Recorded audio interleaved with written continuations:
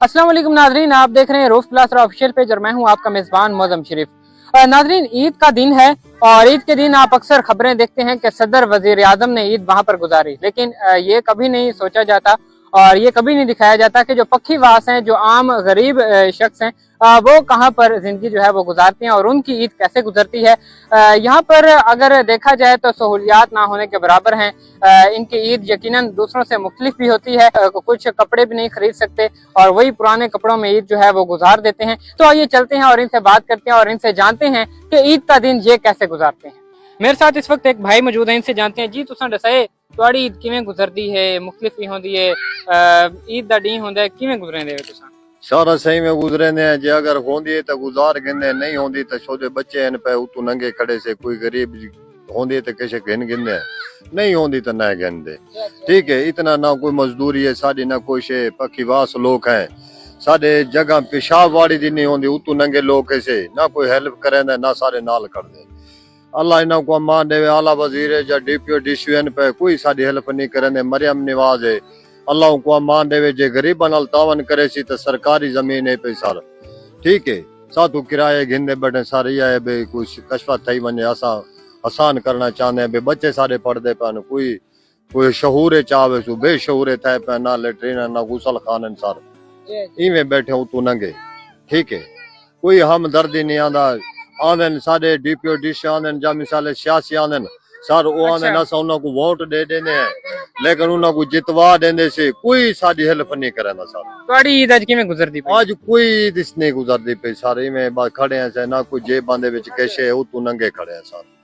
ना कोई नलके ना धावाने ना धुवाने, बस मुंह हाथ धो के कपड़े पा के दिन बाकी ना कोई कैसे पे उतू नंगे लोग हैं सर। कितना अरसा थे गए इत्थों? इतना सब को 50 साल थे गए, 60 साल 50 साल तो इत्थों बैठे? जी सर। ठीक है, असा गुजरे ने पैसे कोई हेल्प नहीं करे। सियासी कोई मिसाल है वोट गिन गिन इंसान कोई हेल्प नहीं करे। सरकारी जमीना पे ना कोई कानूनिया पैंदे वदन, कानूनिया मिलते वदे सारे को कह पूछे ही नहीं। अज तक ही कोई नहीं है। तोनी मरियम नवाज बनी है, शहबाज शरीफ बने, इमरान खान बने, कोई बने आज तक कह गरीबा ने हमदर्दी नहीं। जो है चंगे चंगे जिम्मेदार कन मुंह लगदा कन वैंदे कन। आज कपड़े नवे क्या नहीं पाती वदे, पुराने कपड़े पाती वदे वे, क्या वजह है? गरीब बंदे ऐसे इसमें। अच्छा बंदे ते सारियां क्या जिंदगियां गुजरदियां पईयां। अच्छा, सारियां गरीबां दियां के ईदां में, सारियां कोई ईदां का नहीं। सारा चंगा घर दा जरा खावना नहीं दिसदा चंगा सा को असा क्या ईदां करो। सारी कोई हमदर्दी भी कोनी ना। सारा नलका लेने अमीर लोग ने जब जमीन पर रही है उधर कौवे पट फटे ने असा किनते मुंह करूं। जी चाचा तुसां क्या दे पे? जड़िया दरख्त जमीना भाई बैठे ने चक्के संभाल के देने।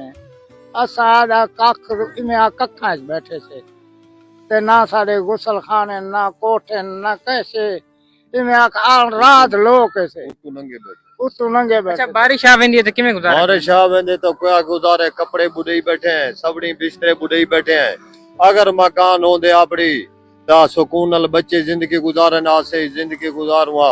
लेकिन वो बारिश छोए अंधार आंदन, एक कुलियां होंदियां ने काठियां पूरी होंदियां चाह ते भुका सटंदे छोया उठा उतू नंगे बैठे रहंदे। बा पिछ उठाई उना बिस्तरा सेना मेना च बैठे हैं गुजारा करे।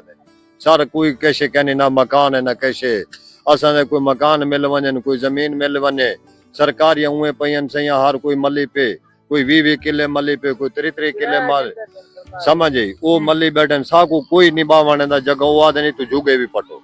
जी आपने इनकी बात सुनी और यकीनन आज ईद का दिन है और ईद के दिन इनकी जो ईद है दूसरों से मुख्तलिफ भी होती है, क्योंकि यहाँ पर कई ऐसे घराने हैं जिनको नए कपड़े ईद वाले दिन भी जो हैं वो नसीब नहीं होते। और अगर बारिश आ जाए तो आप देख रहे होंगे कि कूंद से ये जो है घर वो बनाए गए हैं और ये भी भीग जाते हैं, अंदर पानी चला जाता है। और इनकी ईद ऐसे ही सादा लो इंसान है और इसी तरह इनकी जो जिंदगी है वो गुजर रही है।